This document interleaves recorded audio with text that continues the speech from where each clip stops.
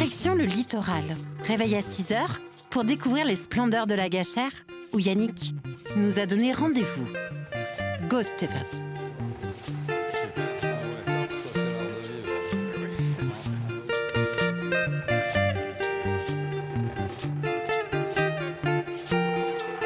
Ça va Yannick? Bonjour Marion. Je te fais un bisou. Comment vas-tu? Ça va bien, merci. Ça me fait plaisir de te retrouver ici. Bonjour. Enchanté. Enchanté, vous avez un bonnet, dis donc. Ben oui, vous avez vu, j'ai un bonnet. C'est ça, de frôler trop près une vitre. Ah. Vous avez un beau petit panier, vous. Ah, vous voyez, il n'est pas tout neuf, mais enfin, il est bien. C'est qu'il a servi. Il a servi ce Il a panier. servi. Et il sert beaucoup encore. Ah oui, à 7 ans que je le remplacerai. Vous partez dans la dune? Comment? Vous partez dans la dune? Ah non, c'est pas aux champignons que je vais jouer aux huîtres. Ah Oui. Bon Yannick, qu'est-ce que tu nous as concocté aujourd'hui? Eh bien, on va commencer ici. Situe-nous exactement, situe-nous précisément. Là, on est à cheval entre l'île d'Olonne et puis Olonne. Sable qui est dans le- Hein. Olonne et puis Brême-sur-Mer. Et puis Brême. Non, C'est l'église c'est la rivière qui fait la séparation. oui. À Hein. Brême-sur-Mer, on n'a pas de plage, on n'a pas accès à la Oui, d'accord. Bretignolles et Olonne. Là, c'est Bretignolles de l'autre Ouais. côté. Brême n'a pas d'accès à l'île. D'accord. La Bon. Gâchère, les Granges. Oui, enfin, c'est la même direction. Vous êtes d'où, vous, monsieur? La Gâchère. Ah, la Gâchère. Bel endroit, quand même. Qui est quelque part. Oui, oui, oui. Je suis à vol d'oiseau, je suis à 1 km, à 1 km 5 d'ici. Donc, ce qui explique que vous venez aux huîtres régulièrement, Les week-ends. les week-ends. Bon, Yannick, on y va? Tranquillement? Allez, on Je est te parti. suis? Je te suis.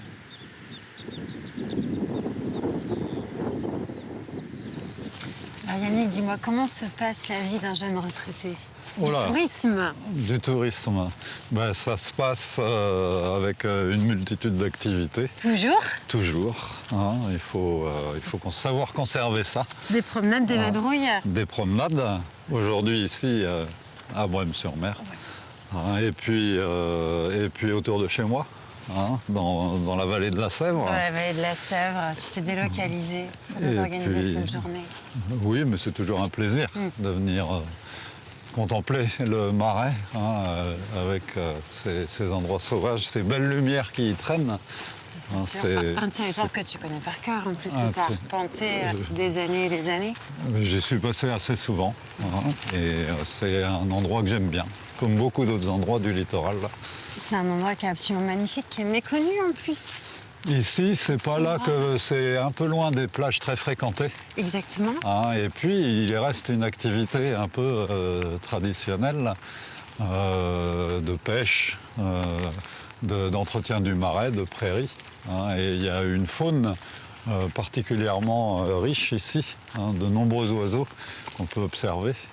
Hein, et en prenant le temps de bien regarder autour de soi tout ce qu'on peut y découvrir. Et c'est vrai que là, en quelque part, on voit ce petit cours d'eau qui passe ici, qui est vital pour le territoire, la dune, les fleurs.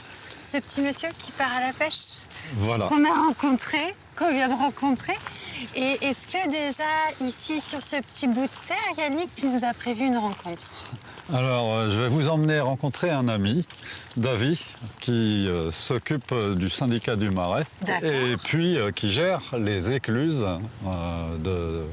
de la Gâchère ici, hein, Et pour c'est son métier. alimenter les marais en eau, dans un sens ou dans l'autre, évacuer les trop-pleins du marais. Et c'est son métier, oui. Et c'est son métier. Oui. Et Davy, c'est un enfant de la région? Oui, ah oui, il est natif de tout près d'ici, à la Gâchère. Hein, et il est très heureux de nous présenter son territoire. Son territoire. On y va Hein, alors, qu'il connaît Yannick? par cœur. Je vous emmène le voir. Merci.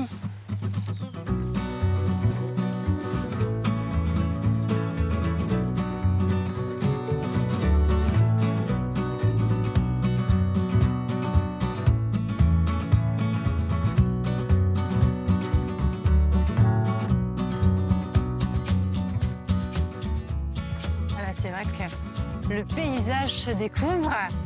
Magnifique. Tu es né ici, toi, David? Alors moi, je suis né au Sable d'Olonne, mais j'ai grandi à Brême.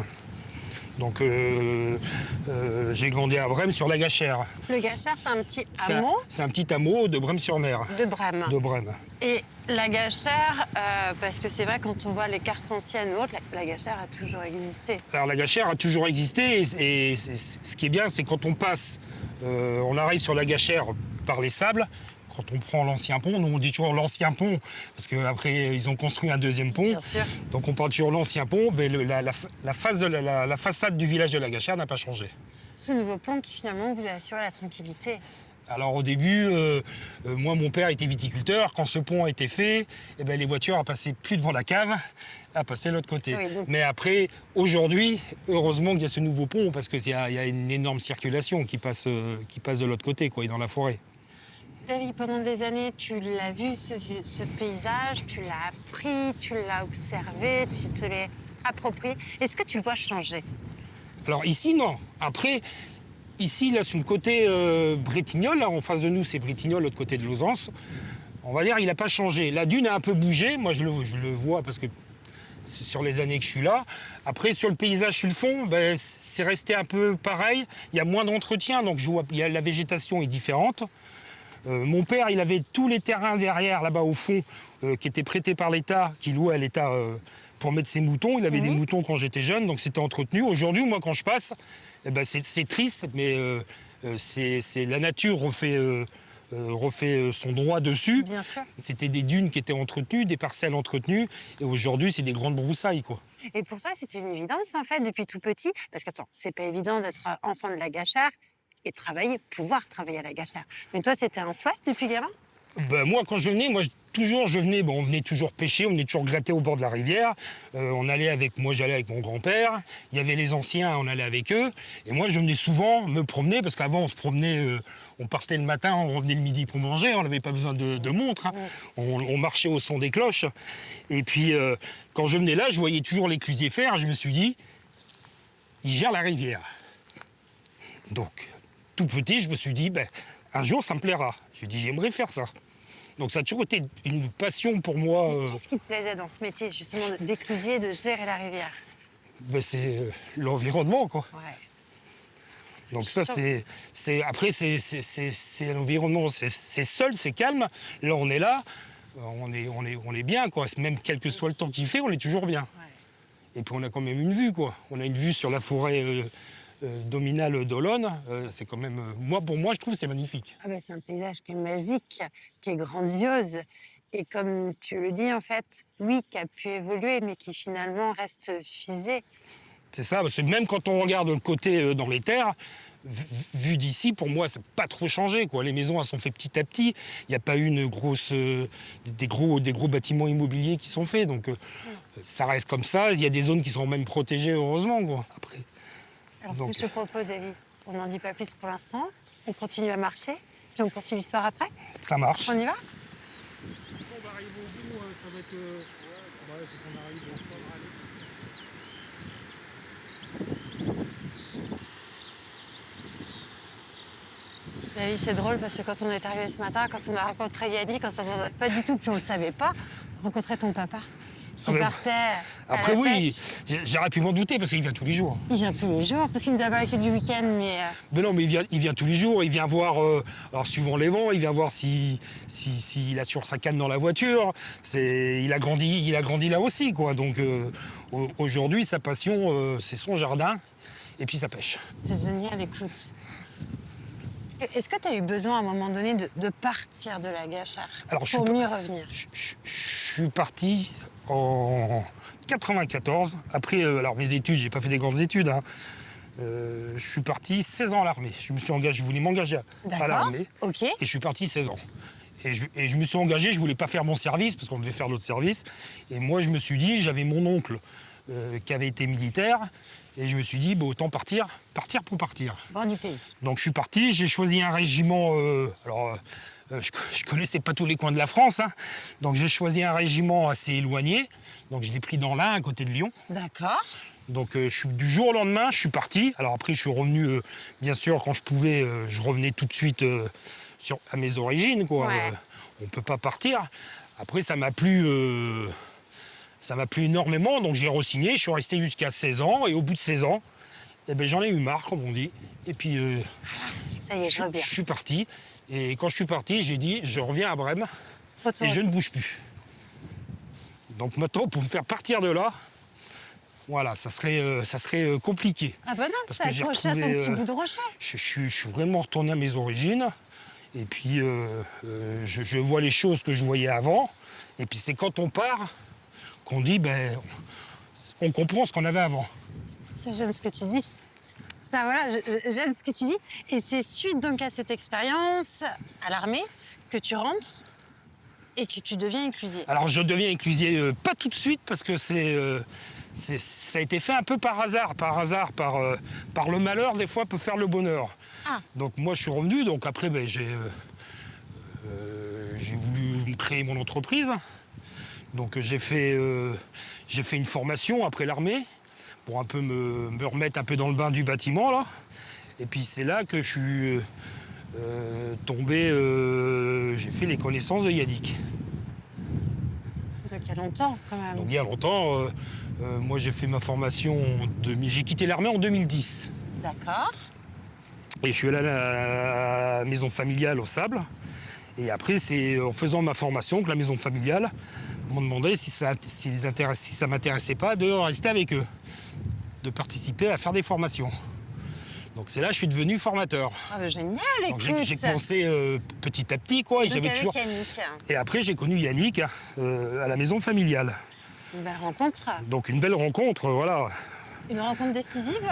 Bah après au début ouais moi j'allais pas trop souvent les faire parce que j'avais des petits contrats, tout ça, c'était juste pour aider les groupes. Et puis un jour, alors j'avais toujours mon projet de créer mon entreprise, hein. Je voulais créer une entreprise, être indépendant, autonome, tranquille quoi. Tranquille, ton propre patron. Et un jour mon père vient me voir, il me dit viens vite, il y a l'éclusier qui est décédé. Il cherche un éclusier. Et là, ça y est. Et là, C'est une évidence, ça. C'est une évidence pour toi. ah bah oui. Et là, j'adore parce que tu t'en rends pas compte. Moi, je te vois, mais t'as les petits qui pétillent. Qui pétillent Ah encore. ben oui. Et là, bon, je fais un CV, je vais voir le président du syndicat des marais de la Gachère, c'était monsieur Rémignon. Donc je fais mon CV, une lettre de motivation, et puis je prends rendez-vous, on se contacte, et là je me présente, et puis j'explique un peu ma vie, quoi. Et puis ben, c'est passé comme ça. Et là, du jour au lendemain, j'étais l'éclusier. On y va sur l'écluse? Allez. Et bon, on y va.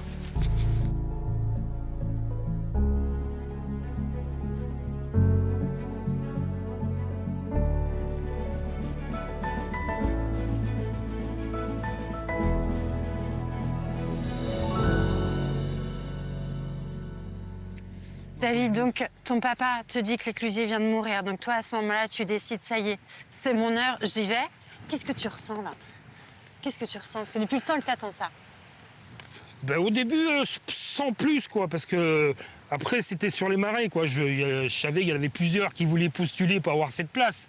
Parce que c'est quand même une place... Alors, c'est pas une place qui vaut de l'or, mais c'est une place qu'on va dire qu'on gère les mouvements d'eau, donc qu'on gère la rivière. Ouais. Donc, si on gère la rivière, on gère les marais. Donc, on était plusieurs. Et puis, monsieur Rémignon, ben, après, avec le bureau du syndicat des marais de la Gachère, eh ben, ils ont décidé de me choisir, de me prendre. Une fierté à ce moment-là. Tu dis, ça Donc, y est, je suis reconnue. Ben, c'est ça. Ouais. Et puis c'est beau, l'histoire est belle, c'est-à-dire que le petit gars de la Gachère, tac, ça y est, il se réalise, il C'est ça. peut Après, travailler. c'est une fierté personnelle, parce que pour dire que je suis de la Gachère, et c'est moi qui ai les écluses, et les écluses, après, c'est un peu pas une guerre de village, quoi. Mais je gère les écluses, et la plupart des marais, ils sont sur les sables et puis l'île d'Olonne, quoi. Voilà, c'est ça. Et puis j'imagine que pour ton père, à ce moment-là, c'est aussi... Bon, après, il a dit c'est énorme. bien, parce que c'était un métier. Alors, c'est pas un métier qui me prenait beaucoup de temps. Il y a plus de contraintes que de temps passé, quoi. Mais c'est un métier, quoi. Je suis à côté. Alors ben justement, explique-nous, parce que tout le monde connaît ce métier d'éclusier, mais à quoi consiste-t-il au quotidien? Alors, C'est au bon endroit là. donc là, on est sur le chenal des écluses. Donc là, on est sur le côté de Bretignolles. Ok. Le côté, nous, on appelle ça la Madone de ce côté, parce qu'il y a la statue, c'est une Madone. D'accord. Donc en face de nous, là-bas, c'est les sables. Donc on a l'autre digue des sables. Et là, moi, ce côté-là de la Madone, j'aime bien, parce que ce côté-là, on a une superbe vue. Ici, là-bas, moi, le soir, j'adore voir, c'est le phare des barges. Ben, on le voit très bien. On le voit très bien d'ici. L'autre côté, on voit Bretignolles. J'arrive à voir Saint-Gilles, le soir avec les lumières. Et par météo, en face de nous, il y a Dieu. Donc le plus beau, c'est au 14 juillet, parce qu'ils tirent tous leurs feux d'artifice. Et quand je viens ici, je vois Bretignolles, Les Sables, Saint-Gilles, Sion et Noirmoutier. Stéphane, tu retiens, 14 juillet, on se retrouve ici. Donc là, on va dire, des fois, aller faire dans la foule, voir un feu d'artifice. Alors je le vois tout petit, je ne vois pas tout, mais j'arrive à voir tous les feux d'artifice. Et là, pour moi, c'est une vue et cette force de l'océan, ça me donne du... Ouais. Ah, ça donne du Puis dynamisme. l'émotion est toujours Donc, là quand on parle. toujours. Donc là, voilà. Donc moi, c'est mon petit chemin. Et souvent, même la nuit, quand je viens la nuit aux écluses, eh ben, quand j'ai ouvert ou fermé mes écluses, je viens là, je vais jusqu'au bout et je reviens. C'est encore manuel? Oui. Donc c'est moi. Alors manuel, on a des boutons, manuel avec le doigt. Donc le principe, donc là aujourd'hui, les écluses sont ouvertes parce qu'on appelle ça qu'on laisse en va-et-vient. Donc on laisse la nature faire. Donc là, la rivière, l'océan, la mer est basse, la rivière descend. Et quand ça va remonter tout à l'heure, eh ben, la rivière, ça va remplir tout doucement. Tout doucement. Tout doucement, ça remplit tout doucement. Donc ça, on laisse faire parce que ça monte jamais bien haut sur les petits coefficients. Il n'y a jamais beaucoup d'eau dans la rivière. Par contre, au moment des gros coefficients, quand j'arrive à une certaine hauteur d'eau, donc on prévoit, hein, on a un calendrier parce qu'on arrive à voir les marées longtemps à l'avance, on prévoit de faire 2 prises. Bon, ce qu'on appelle faire des prises. Parce que les gens qui ont des marais qui sont très très éloignés, sur le cycle d'une marée haute, ils ne pourraient pas remplir leur marée. Sur le cycle d'une marée haute, quand ça monte et ça descend de la rivière, ça met à peu près 3 heures. Donc ils ne pourraient pas remplir. Moi, le but sur les gros coefficients, c'est que je remplis ma rivière. D'accord. Donc à chaque fois que la marée monte, j'ouvre quand je suis à niveau pour remplir la rivière. Et dès que les niveaux commencent à descendre, je ferme pour garder l'eau dans les terres. Okay. Et pendant ce temps-là, les gens qui ont des marais, les propriétaires, ils ouvrent leur marée pendant plusieurs jours. Et ils peuvent remplir leur marée tranquillement. Et moi, à chaque marée montante, j'ouvre pour faire le complément. Des gestes ancestraux, en fait, que tu fais, mais qui sont essentiels.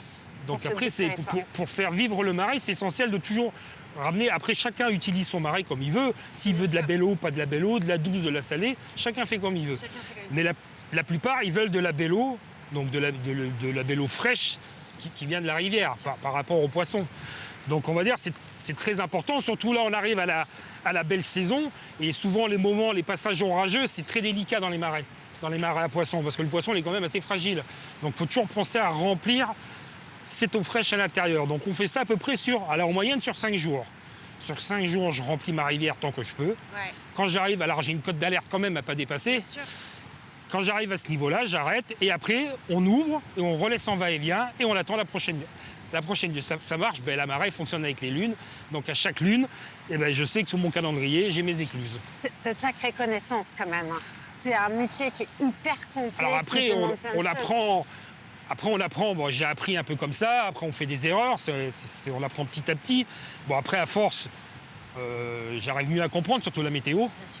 Parce que la météo, ici, il fait beau. Ouais. Mais à la Motachar, s'il pleut, on est en bassin versant, l'eau vient chez nous. Donc je me suis beaucoup renseigné, je suis beaucoup la météo quand même.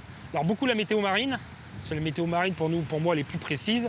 Et donc là, à la belle saison, c'est pas trop gênant. Par contre, l'hiver, c'est l'inverse. L'hiver, il ne faut pas inonder de l'autre côté.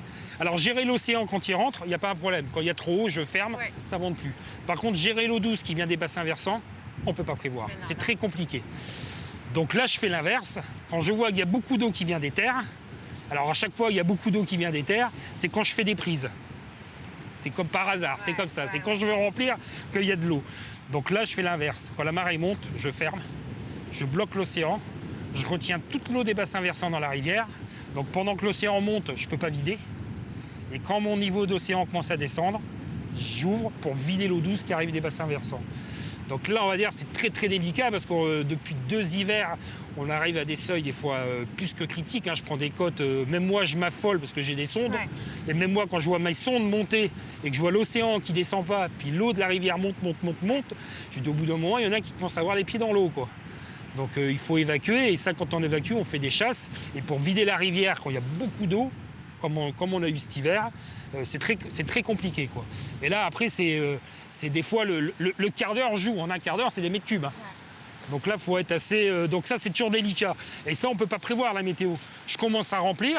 S'il y a de l'eau énorme qui arrive, eh ben, je suis obligé de vider la rivière. Alors bien sûr, ceux qui ont démarré et qui veulent remplir, eh ben, ils râlent. Ils disent pourquoi on ne peut pas prendre de l'eau. Ben, c'est soit je remplis la rivière, soit on inonde.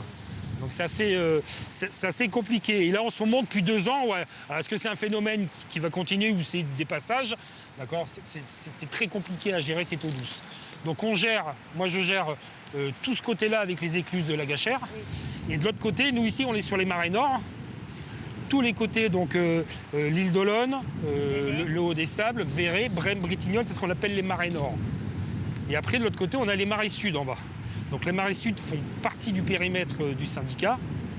Il est relié avec le canal des Loirs entre le sud et le nord. Par contre, les écluses du sud, les écluses qui sont au Port-Olona, c'est l'agglo qui gère. Un vrai métier passion, Davy. Moi, une question quand même qui me taraude, c'est est-ce que tu as à cœur de transmettre ton savoir? Et ben après, il faudra que quelqu'un vienne avec moi pour que je lui transmette... Est-ce que tu aimerais, toi? Ah ben oui, après toujours apprendre à quelque chose. Moi j'ai eu la chance de faire formateur. Apprendre à quelqu'un quelque chose, c'est certes. Mais partager une passion, c'est autre chose. Mais c'est autre chose. C'est autre chose. C'est autre chose, mais c'est important. Ben, c'est très important. C'est très, très important. Davy, en tout cas, merci. Merci pour d'avoir partagé ce moment avec nous. On va aller rejoindre Yannick. Et bon, on va aller rejoindre Yannick.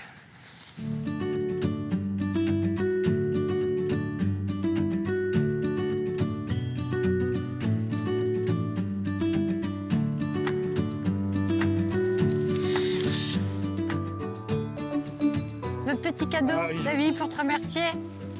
T'en fais ce que tu veux.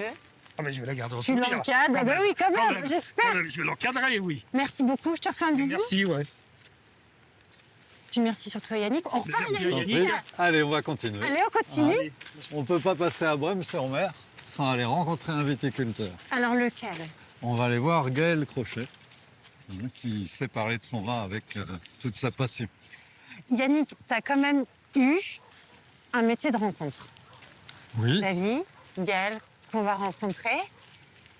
Et c'est vrai que ce métier, je pense qu'il t'a énormément apporté, d'un point de vue relationnel et autres. Oui, bien sûr. Ça m'a permis de rencontrer beaucoup de gens, de découvrir beaucoup de pays. Bien sûr. Et puis aujourd'hui, j'ai toujours gardé une petite activité comme guide autour de chez moi. C'est vrai, toujours même en retraite? J'y tiens.